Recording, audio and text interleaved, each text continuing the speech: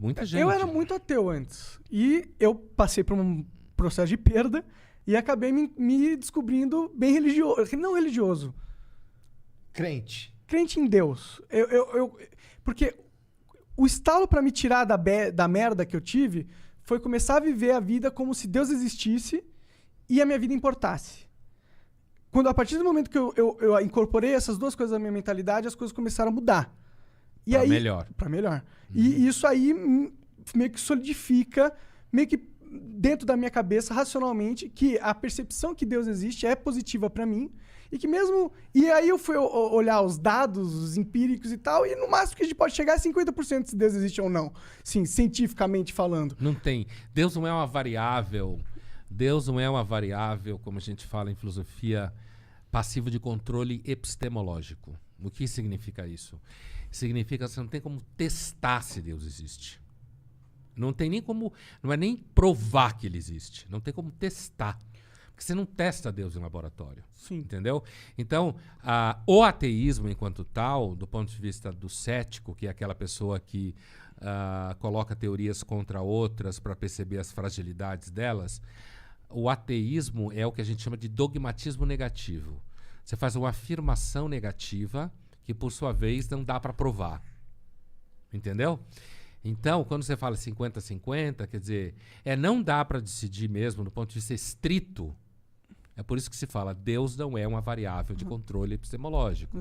É muito mais uma questão que você chega por história de vida, por coisas que você sofreu, por um certo temperamento, uma certa sensibilidade. Então, agora eu queria te perguntar uma coisa. Você disse que você estava numa bad, numa aposta, começou a pensar que a vida importa, Deus existe, e você veio parar aqui? Aham. Como é que foi essa história? Cara, você conhece o Jordan Peterson? Claro. Então, esse cara foi o cara que eu assisti a palestra dele, que ele tem uma palestra de, sei lá, são vários episódios, que ele pega a Bíblia e ele meio que seca, faz uma meta-análise da Bíblia e seca. E essa meta-análise dele me ajudou muito a entender meio que o jogo que eu tava jogando, tá ligado?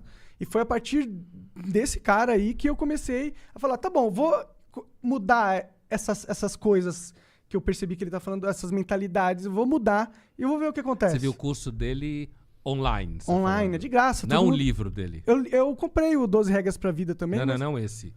O livro a partir do qual ele construiu toda a teoria dele sobre o significado. Esse eu não li, é grandão, não lembro o nome dele. Caralho, que merda, mano. Ele inclusive voltou a fazer vídeo, ele tinha ficado Ele ficou internado um tempo. Ele teve crise com um remédio... Foi, tava viciado em alguma coisa, né? Porque o YouTube mata, até o cara mais...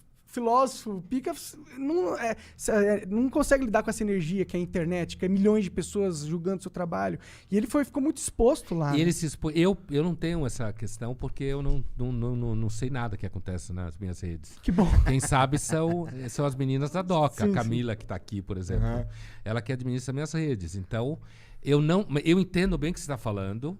E o Peterson, ele ficou de fato muito exposto, né? Queriam destruir ele, porque ele deu ferramentas intelectuais para quebrar toda uma narrativa que estava permeando a mídia lá nos Estados Unidos, entendeu? E aí as pessoas que se aproveitavam dessa narrativa viram, pô, o cara tá destruindo a minha narrativa, mano. E começaram a atacar ele. Então, esses acabaram sendo descobertos, são caras, tipo, muito poderosos. A maior parte da mídia escrita lá nos Estados Unidos são mídias que atacaram o cara, tentaram destruir, tentaram descreditar, tentaram falar que ele era machista, sexista, tentaram falar que ele era racista, tudo. Daqui a pouco começa transfóbico. Transfóbico também. Acusaram ele, né? Inclusive foi a primeira coisa que foi o primeiro acusaram. Problema, foi que ele era transfóbico. Lá em Por causa Canadá. daquele lance do pronome neutro lá que ele ficou puto?